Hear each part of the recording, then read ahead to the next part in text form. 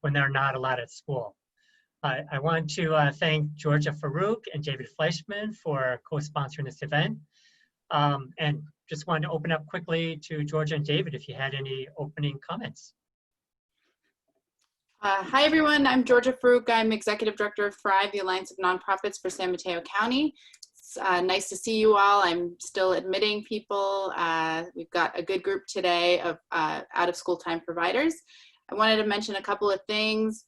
One, Thrive is an alliance of nonprofits for all of San Mateo County with over 200 members. And if you are not involved already, please visit our website, thrivealliance.org. You'll see lots of great events, ways to become a member. You will also see a lot of the work we're doing on COVID-19 response with nonprofits and also our racial justice organizing. So absolutely welcome you all to take a look at that. The other thing I wanted to mention is that we have been for a couple years now partnering closely with Superintendent Nancy McGee on trying to strengthen the relationship between out-of-school time providers and the schools, and it's something that you know, we've had her speak pre-COVID, and then in partnership with Rod, we were able to host a community forum in June on this topic. Since then, Rod has been leading this effort around you know, thinking about how to solve this problem for children in the months to come and the maybe year to come, and we're happy to be helpful in that and happy to host all of you and hopefully get you all excited about this initiative today. I want to pass it over to my colleague David Fleischman, who we work very closely with. We used to be neighbors down the hall when we were actually going to work in person. Miss seeing you down the hall, David. I'm just going to pass it to you for a couple of welcoming words. Thanks, Georgia. Thank you, Rod. It's great to join you here for this conversation. I'm very sorry that we'll have to be joined here for this conversation. But it is a crisis facing our community. And so I really appreciate your leadership as always, Georgia and Thrive. Rod, I appreciate your leadership in this issue specifically. Both in bringing people together and helping to develop solutions, as well as helping to make sure that the various efforts across the county, as everyone very frenetically tries to solve the crisis that is both looming and upon us, to make sure that we are all benefiting from the efforts that are taking place with the county manager's office, with the school district, with the health department, with the COVID-19 Chunkai response team.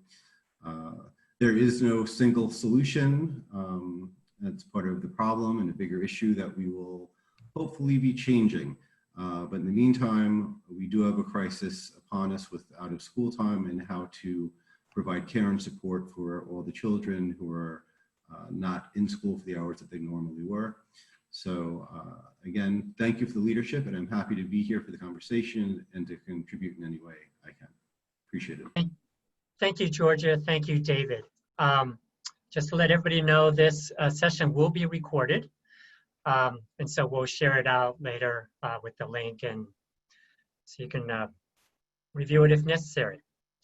Well, I don't know how many of you are parents, but school has started up again. And now all the frustration and anxiety around distance learning is back. We're hearing it from parents in East Palo Alto and Redwood City.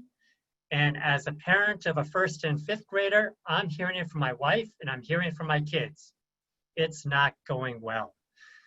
Families tell us that they need programs outside of school. We all see the need and hear it. We're reading in the papers how affluent parents are self-organizing themselves into these pandemic pods or learning pods. And we're hearing from low-income parents who can't afford to form those private pods, but know that there are programs out there that may be full. And now they're actually saying, how can we advocate to the county to get more funding for these programs? But even if we get the funding, we need program providers. So to all of the out of school time providers who are here with us today, today is for you. Our goal is to support providers so that you all can open up more program sites and offer more parents options. We want to be able to help underserved school children to be able to go to a place where they can be cared for and receive support for distance learning. Now, we know that planning is hard. There are so many unknowns, there's so much uncertainty, and everything's changing in this market. We're here to help. This journey that we're about to share with you began 2 months ago on June 12th, when both Georgia and David also co-sponsored an event where Superintendent Nancy McGee released the Pandemic Recovery Framework. After that event, a group of us convened, a group of community leaders in San Mateo County representing the nonprofits and early learning, for-profits, the county, school districts. We all came together because we saw the need. And we started to volunteer about how can we support underserved families while schools are closed. So today we want to share the progress in this work, and you're going to hear how we currently understand the situation. But we need to hear more from all of you who are on the front lines of delivering programs. We'll share how things are shaping up on a variety of issues that we believe would be able to help providers. And we'll be asking for your help and ideas to help us design the service so it can better serve you. Because we don't want to assume that we really understand what's the best way to meet you where you need it.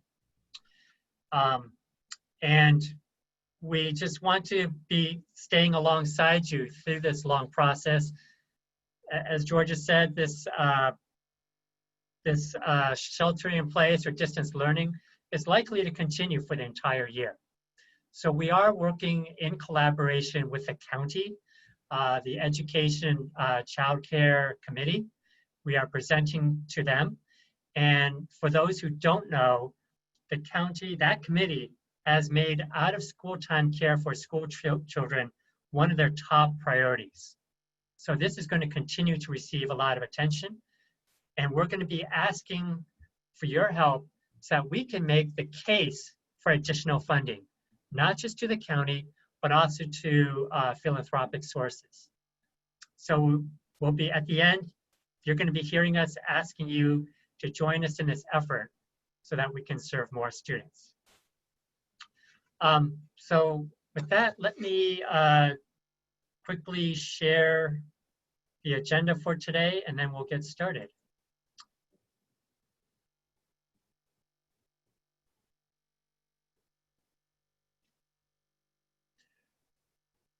Okay, so we're just going to start with a snapshot of the current situation, hearing from some providers as well as the school district. And then we want to share with you very quickly some of the progress that we've made. And then we're going to spend about half the time in breakout discussions because we want to hear from you. We need your feedback. We want to know where we got it right, where we didn't, and how we can dial it in better. So with that, I'm actually going to turn it over to the providers. And if we can start with Patty.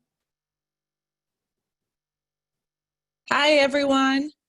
My name is Patty Ortiz. I'm Director for Community Schools and Partnerships in the Redwood City School District. We support pre-K through 8th grade students in Redwood City and North Fair Oaks.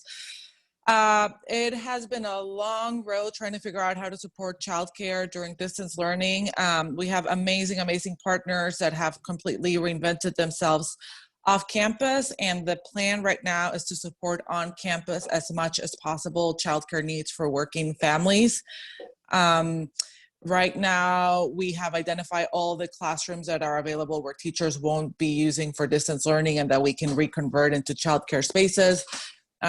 We know the capacity we have for cleaning, disinfecting, and following health guidelines.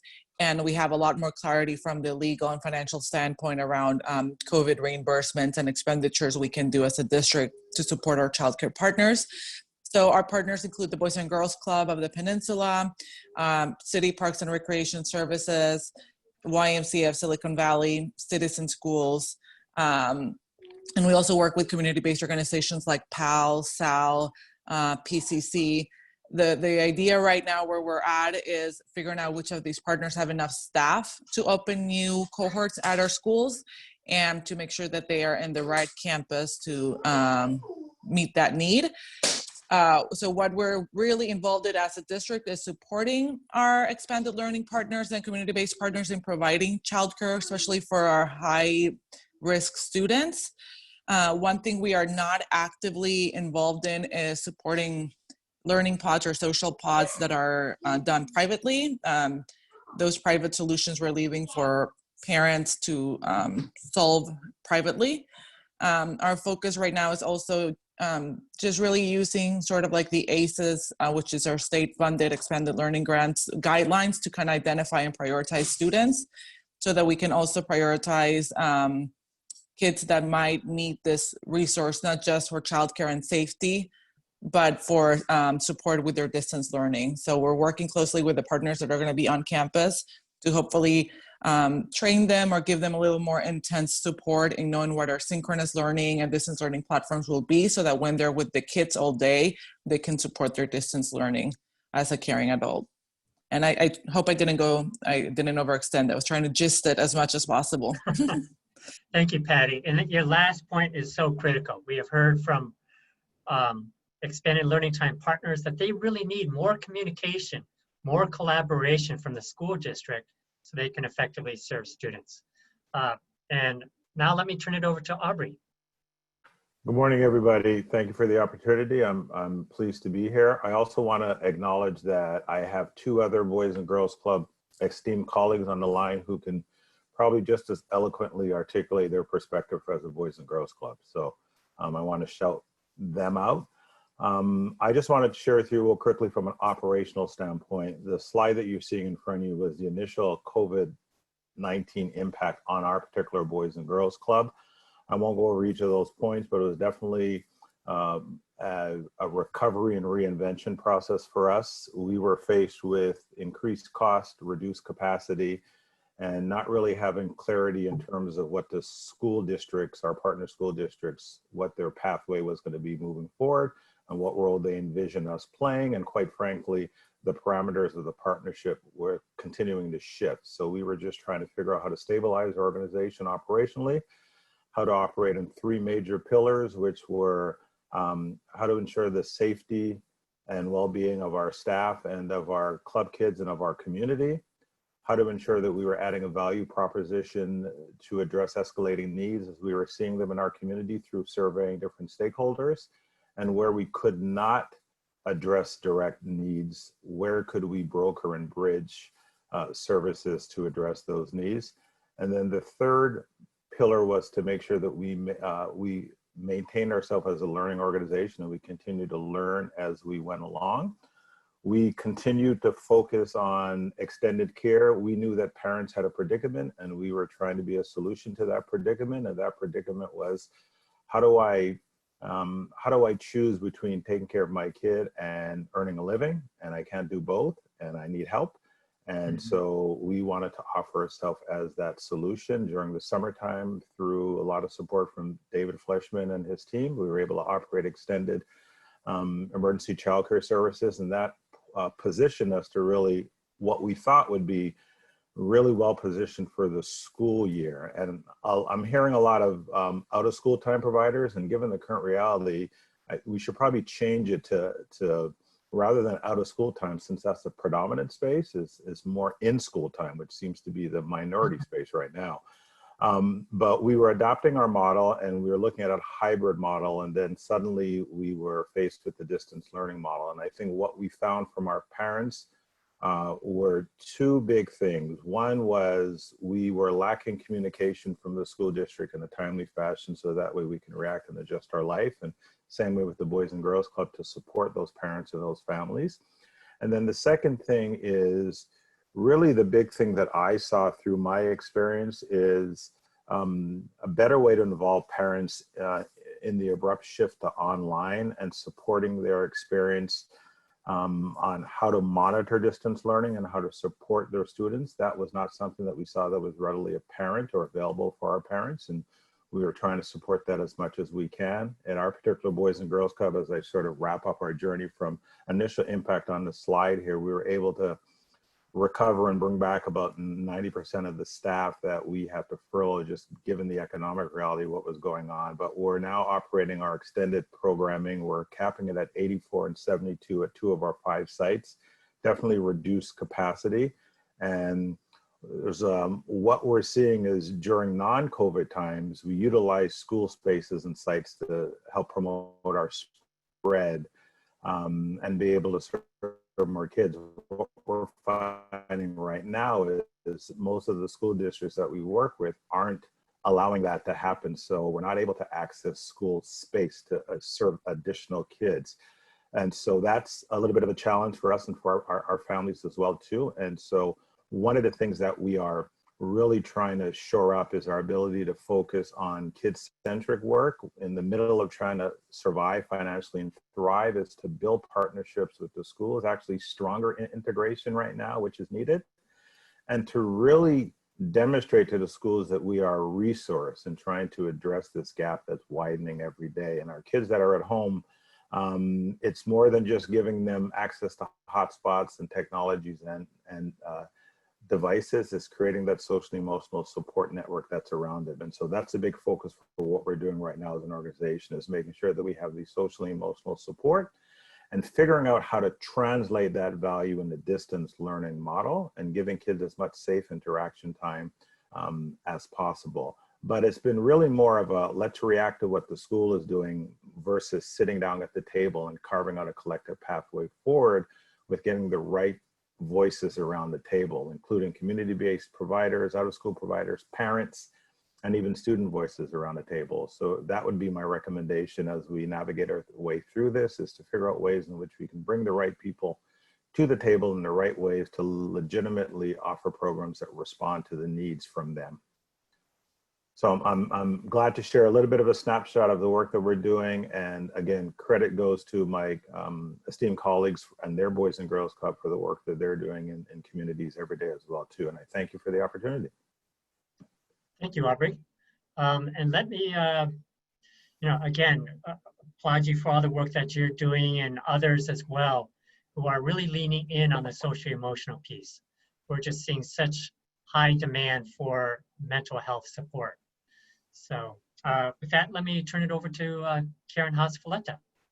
Hi, everybody. I'm Karen Haas-Folletta, Executive Director of Footsteps Childcare, also a board member for the 4Cs. We are a nonprofit. We are in San Mateo, Belmont, Redwood Shores, and Redwood City, and we serve infants through middle school. Our middle school program is quite small. Our school age programs were huge. Before COVID-19, we were serving up to 180 children before and after school. It's on sites at schools and off-site at a community center. And we reopened yesterday. We have been doing summer camps, but we reopened yesterday, and our programs are quite smaller. We have the teachers and we have the space, but now we don't have the children. So we have a little bit of a different issue. So right there, the slide will show you a little snapshot of Footsteps. Before COVID-19, we were serving about 750 children a day, infants through middle school. We had 80 staff, and I was trying to hire. I was still hiring till the day we closed down. We were financially sound, and were able to give out our own internal fee subsidies to help families who couldn't afford our tuition. We used the services of the 4Cs and the county, and we have a state preschool contract. After we had to shut down, and we did shut down from March till June 1st, where we had no services, we reopened with small programs, and successfully. We ran successful summer camps, but we really were very small with twice as many staff members as we needed before. And our revenue has gone down dramatically, over 55%, and our costs have gone up because though we have had help from the 4Cs and other organizations, we've had to pay for PPE costs, cost for cleaning, and the fact that we have 12 children in a classroom with 2 teachers is not cost effective. We just used to do a 1-to-10 ratio with our school agers, and also our school age programs funded our preschool programs. So we're in a whole new situation where I'm actually doing a support campaign, which I haven't done in years, because we really want to be able to stay afloat and be there for this year and ride it out, get those children back, and then go back to somewhat the way we were, which was a huge after-school provider for the Belmont River Shores School District, serving the majority of the children in many of the schools, sometimes all the kindergartners, something crazy like that. Not all, but a lot of them.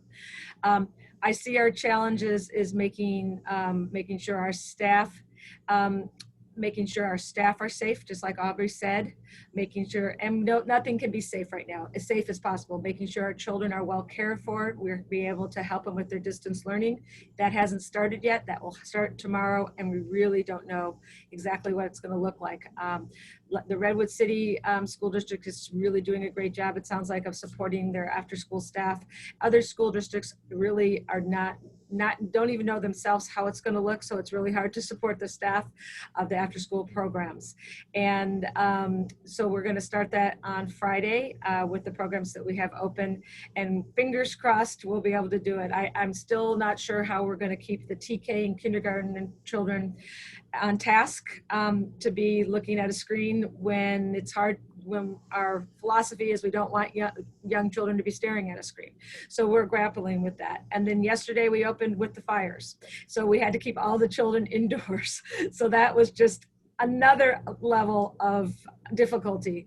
Thankfully today the air is better and we're able to be outside right now. So with that said, I'm sure that things are going to get better. I'm sure that more families will feel comfortable and put their children back. I understand that families have started their learning pods and there's other ways that they're meeting the needs, which is great. As long as it's done with quality, then that's great, because we have a lot more children to serve than we have space and providers. So I'm optimistic, and I'm really excited about this meeting because I love the fact that it's looking at positive outcomes and ideas and looking outside the box, because what I've told everybody lately is all we can be is flexible. We have to be flexible providers. We have to go with the flow. One day we get regulations and 2 hours later we get different regulations. So what we think is true today may not be true tomorrow, and that's just the world we're living in right now. And we all need to realize that the most important thing is that we're there for the children and their families. And we want the children who really need it to be able to be served. And that's what Rod and his focus is to find a way for the families who need our services. They're out there, they're working, they need care, and they can't afford it or they can't find it, and we really need to find a solution together. Thank you. Thank you, Karen. I'm still in all of your passion and your perseverance amidst, these numbers that you have on this slide. And we understand that the financial pressures are immense for all of the providers who still want to try and serve the students. Well, let me stop sharing the screen and just talk a little bit about our efforts. So what we want to do is share the progress that we've made on a variety of fronts. And these were taken from people like Karen and Aubrey and many other providers, Evan Jones as well, who shared with us the struggle that they were facing while operating and serving kids this spring. So they were staying open even during the shelter in place. So let me quickly touch on essentially the 5 big areas that we've been working on. So in terms of a high level, let's get here. Okay, Aubrey was saying, well, do we call it out of school time or do we call it in school time? We're calling it like flex schools because things seem to be flexing. The 5 big areas are focusing, one, on trying to identify program providers. Many of you who are on this call, you have the experience, you may have staff, you have the know-how on how to serve these students. We have the need for a facility space. As Aubrey said, a lot of schools aren't giving them access to school sites anymore. how can we help you identify low-cost space when many offices are sitting empty? And many churches actually would love to give you their social halls. So how can we make those connections for you? Georgia has also helped identify a listing platform. So you don't have to go around chasing all these property owners. You can go to a single listing site and see, are there programs in the communities that you have the greatest familiarity in serving, and just seeing if that size works for your program. And staffing. I wanted to introduce Tina Watts from the San Mateo County Community College District, who can also share with us what the community colleges has been doing. Good morning, everyone. For those of you that don't know me or what I do, I'm Tina Watts, and I am the lab school director and a faculty member at Skyline College. And one of the things, unfortunately, we're closed right now and not allowed currently to reopen our program, which is unfortunate. But we have shifted to how can we help the broader community outside of our immediate childcare space. And so one of the things I want to share with you is that each of our college campuses, Skyline College, College of San Mateo, and Kenyatta College, all have career centers with job placement coordinators that are specifically focused on one of our meta majors, which is kind of a grouping of our degrees and programs in the education and society meta major. And so you can contact those job coordinators, and anybody, any entity with a business license can advertise job announcements at these career centers, and those announcements go out to our entire student body. So they push job board information to everybody who's enrolled, and so not just the early childhood education, or human development departments, but really any program. And so that is one way that we are looking to try and help support at least providers to find staffing if that's what you're needing, so that's an option for you. And I can go ahead and share those resources in the chat with everyone. One of the things that we are unable to do, unfortunately, is a little bit of what Patty was mentioning, is that those private learning pods, we are unable to help in those connections. And so we are looking to see what are some other resources from the community college perspective that we can share to help families alleviate some of that. And so we're working a little bit with 4Cs to try and get information. And then, of course, if there are any other platforms that folks are aware of, please share out, because we'd love to, again, get that to a broader community. Thank you, Tina. That's an incredibly important resource for the community here. So moving on to legal. We know that there are providers that are actually already operating. They started operating this Monday, who are serving students. They were after school providers, and there are laws under the child care guidance regulations that say you're not allowed to operate during the school day. And yet common sense says that's exactly when students need that help. So we are talking with folk up in Sacramento to try and get a legal waiver for that. And finally, funding. Let me just share, we went down the road of actually building a financial model. We were able to obtain the actual operating costs from providers who are serving students this spring, to see how are they able to manage this cost and at least try to stay in the black. And from that, we were able to optimize the model and look at, given the health and safety rules around physical distancing, we were able to say, okay, given the constraints and assumptions, what would be an optimal size of a program? And we've landed on about 60 students per site, where it would be led by one credentialed teacher and 4 instructional aides. And those instructional aides could be staffed by people from the community colleges, that Tina can refer us to. We estimate that the space needed is roughly 2,000 to 3,000 square feet of usable space, I should say.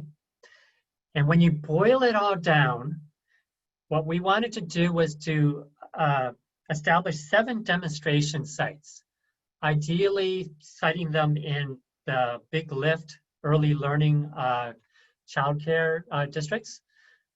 Hopefully you are all familiar with what the Big Lift is. So we want to try and serve as many of those Big Lift districts as possible. And if we do 7 sites at 60 students each, then we're serving 420 students. And to serve them for a full 12 months, it would cost roughly 2.9 million if we had to pay for rent.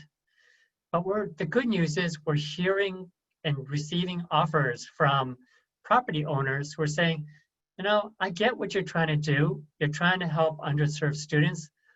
I'm willing to help the students and help the parents get back on their feet and go to work. So we could actually reduce this cost of standing up 7 sites at 1.8 million. Still a large sum, but at least it's within striking distance, given the funding that's out there. And here, for those who aren't as familiar with the Big Lift districts, here are the districts and the cities that they're located in, and you can the ones that are circled in yellow. So we're sharing all of this very quickly. Hopefully you got this, at least that we're trying to meet the needs in 5 major areas. And we need to hear more from you though, because we're sure we did not get all the needs that you may have. So we'd love to learn more from you. And I'd like to turn it over to Petra Silton from Thrive, who can help us lead a discussion around this. Thank you, Rod. We are going to go into breakout groups because there are a lot of us on the call and we want to make sure everyone has a chance to really share in a meaningful way. So when we're going to assign you randomly to breakout groups, so hopefully we'll get a good cross section. The idea is that we only have 1 question for you to work on, which we have up on the screen, which is what are the best solutions to your challenges. We know you all have challenges. We don't need to rehash that part, but what do you want to see? Or what are you doing that's already working? So pick 1 person at the very beginning of your conversation who's going to report out at the end. We'll have the smaller conversations and then we'll have people report out afterwards. We're just doing the breakout for 5 minutes, so speak quickly. And we'll just put you in your breakout rooms now. We'll give you a 1-minute warning. Okay. Well, should I put that question back up? Here, I'll put the question back up just so you can remember what it is. Okay, and just give us a minute to get everybody into breakout rooms. Bear with us. This is one of our experiments right now, so hopefully it will work. And our plan B is you'll all come back and we will have a group discussion, but here it goes. We're in a period of innovation and experimentation, Georgia, so it's all good. All right, open all rooms. Okay, go for it. Go. Thank you.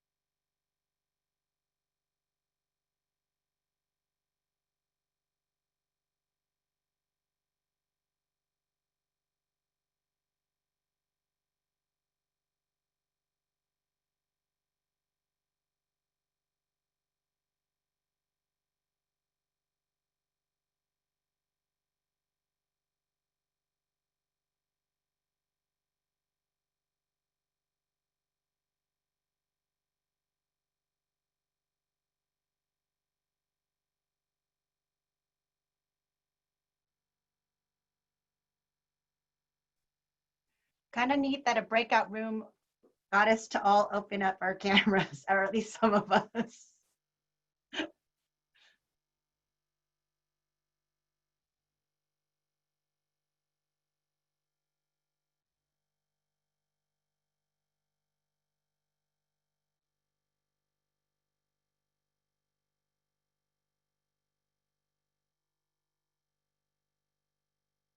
And Rebecca, where are you from? I'm working for Thrive. I just started this week, and I'm an AmeriCorps Vista member. So thanks. I'm just kind of watching and learning right now. So. Okay, welcome back, everybody. I hope that went well. We had great conversations in our group and actually learned some really good things. So we are going to be taking notes and so that we can follow up on all of this. So what I'd love is for everybody who is going to be the reporting out people, if you can just raise your hand so I can see who you are, and then I'll call on you. Okay, there we go. Tina, you want to go ahead and start? I will. Sorry about that. We actually got distracted in different conversations. So things that we found were helpful was certainly looking at it from a county perspective. So rather than bringing in other regions, that the public health has kind of moved us into county thinking. And so bringing in the players that are in the county to advocate, advocacy, the help of an organization like Thrive to bring together the conversation, and then to think about current and continued advocacy, and to bring partners that normally wouldn't be brought to the table, to the school districts brought to the table. So those are some positive things. And then certainly looking at, I mentioned, we are always looking from the community college perspective, we're always looking at ways to try and get our students out into community programs. And while the pandemic has put a halt on our blossoming apprenticeship program, everyone here in this call are people that I'm going to reach out to in the future when we're able to encourage students back into classrooms to have them in placement, so that we aren't looking at such a staffing shortage and so many issues around availability of folks to work in the various types of programs that we have. Great, thank you, Tina. I'm going to pick on my group next. Jill Jacobson, do you want to introduce yourself and then give us a summary? Good morning, thank you. I'm Jill Jacobson. I'm the Executive Director of the Boys and Girls Club of the Coast Side, and here to Evan and Aubrey, and delighted to see them both here. Our group, there were diverse nonprofits, but what I felt like I heard most of all was the need for better ways to coordinate, collaborate, and share information on a very geographic basis.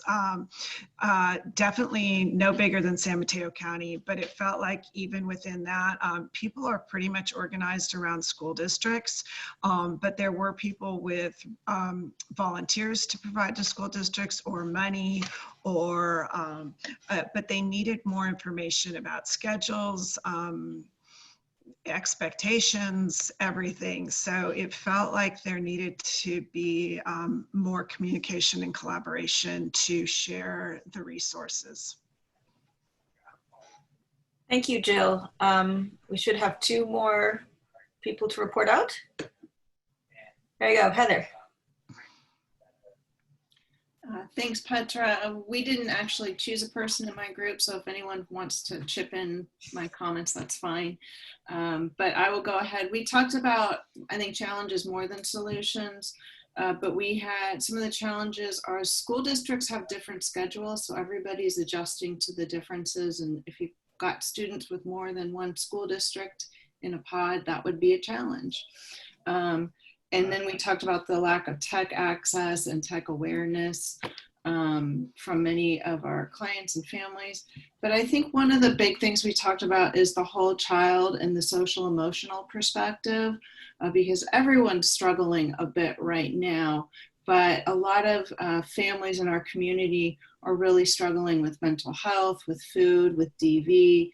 And so there's a whole other layer to this work that's always kind of been there, but I think is just risen up in importance.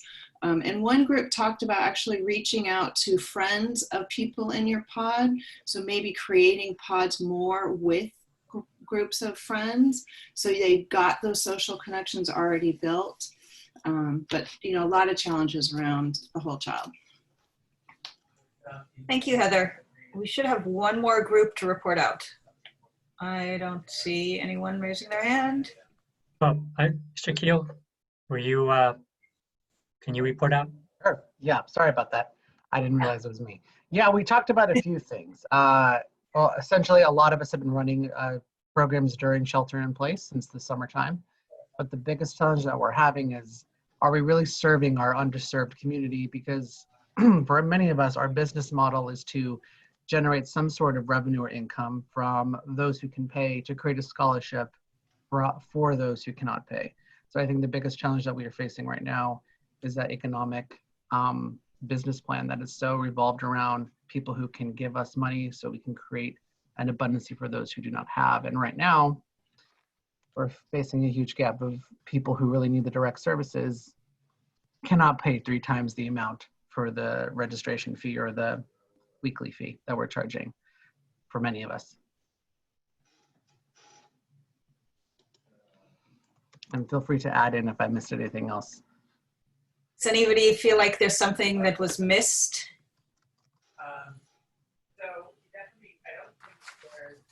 Okay. Just right now, also just the challenge of staffing up. You know, I think it was touched on a little bit, but just not only is the model required that we carry basically the same expenses and the same amount of personnel, but what we figured out, for example, is with the current staffing we have, God bless our kids, our staff who are in school, they all did the right thing and signed up for morning classes. So theoretically they'd be available in the afternoon. Well, now we actually need them in the morning and the afternoon. So, you know, for us, we're really trying to figure out how to find staff to fill the hours. So we're staffed right now to be able to provide program for 60 kids, but we have demand for 300. So even if the funding fairy came along and handed me a bag of money, it would be about how do we find quality staff, which I think, you know, we talked a little bit in our group with Tina, you know, talked about some programs that they have.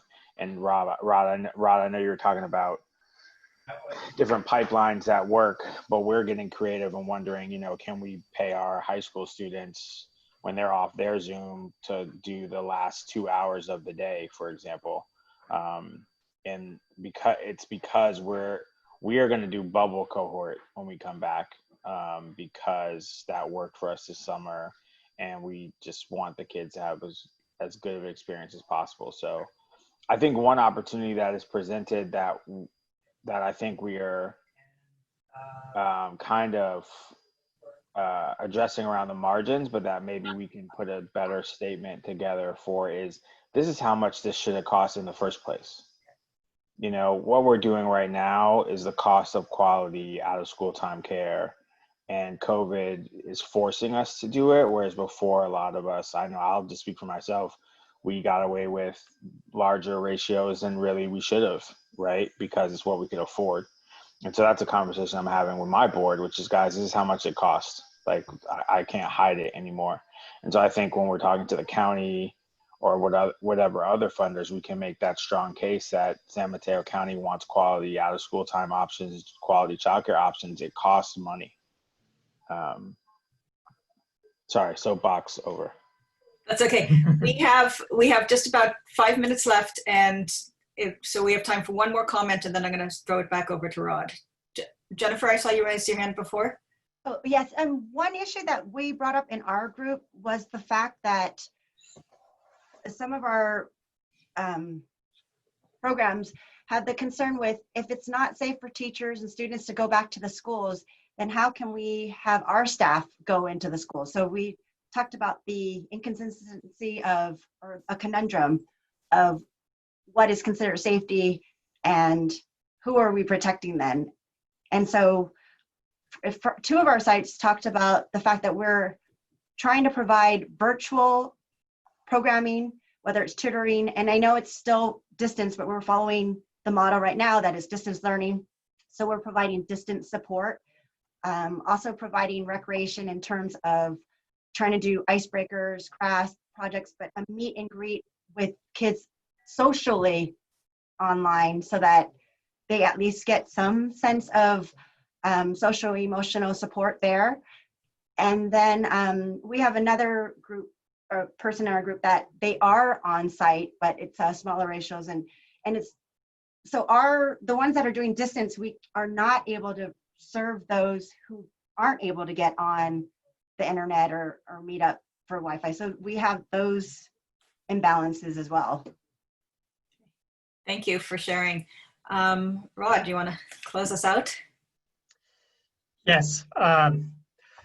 This is, I'm taking copious notes here. This is really valuable to hear, both in terms of the challenges as well as what seemed to work both this spring and this past summer. But we're hearing loud and clear. I'm hearing you need help with staffing. You need help with the economic business model. You're needing help with collaboration, hearing how, what are the school class schedules? What are the learning goals and expectations that your staff are trying to support the students on? You know, I think there's probably more, but what I'd like to do is at this point is announce that our next meeting is going to be September the 2nd, 10:30 to 12. We will send out invitations to all of you if you can make it. And what we'd like to do is take this conversation to the next step. Hopefully by, you know, in the next 2 weeks, we'll have firmed up our model a little bit more. And we'd like to put it in front of you as a prototype for you to kick the tires, for you to question some of the assumptions. What we'd like to do is even have you, in my small group, I asked for their operating cost model so we can plug it in and see how can we optimize the model so that you can serve students, you know, perhaps taking the idea that Evan also raised about having high school students acting as instructional aides to support the students, you know, to lower the staff costs. We actually have a provider that is actually doing that. And, you know, there's some ideas out there that if we combine them together, we might be able to make a good funding argument that you just can't serve more kids with the same amount of money as we're advocating in our model here. And then that's when we can actually put together a request to the county and to foundations to support your work. Because, you know, I was hearing that for parents who have to pay full freight, it's 3 times the usual fee, and they simply can't afford it. So we invite you to come join us in this effort to help us design the model and help us make a business case to funders. So I want to thank Georgia and David again, and Petra as well as all our speakers for helping to facilitate this. And we'll hopefully see you in a couple weeks. Thank you. Thank you, Rod. Thanks, everyone. Thank you, and we'll be sending up follow-up emails. Yep. Thank you. Good seeing everyone. All right. Thank you. Bye-bye. Thank you. Bye.